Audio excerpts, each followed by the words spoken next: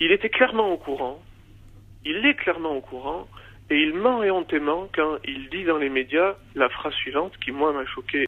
Si les professeurs signalent les problèmes, ils seront soutenus. C'est archi faux. Tous mes collègues qui ont voulu porter plainte, parler de leurs problèmes, on leur a dit non. On leur a même mis des bâtons dans les roues. Et là, sur ce coup-là, c'est pour ça que les collègues ils se révoltent. Parce qu'ils l'ont tous vécu au moins une fois.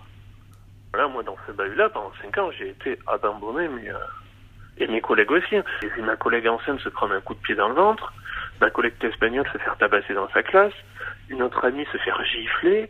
Enfin, je veux dire, aller bosser avec ses collègues qui se font dégrader leur voiture, voler leurs affaires, taper, frapper, insulter, c'est lourd, hein.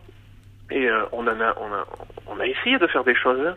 On s'est mis en grève plusieurs fois, on a fait des courriers, on a fait venir des journalistes, on a interpellé l'administration. Ça a duré des années.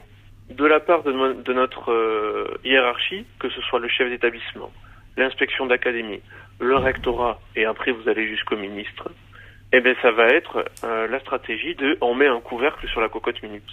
Pas de vague. Il faut pas faire parler de l'établissement.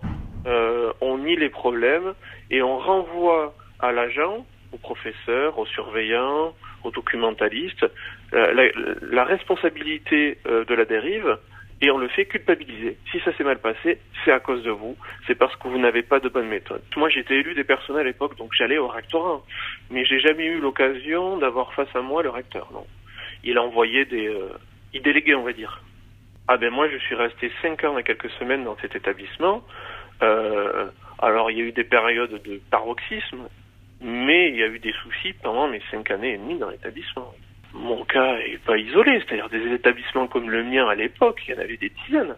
Si vous voulez, très souvent ce qui se passe, c'est qu'ils se disent à l'administration, si on leur donne les moyens à eux, ça va marcher, et du coup les autres ils vont réclamer, et du coup on pourra plus en donner.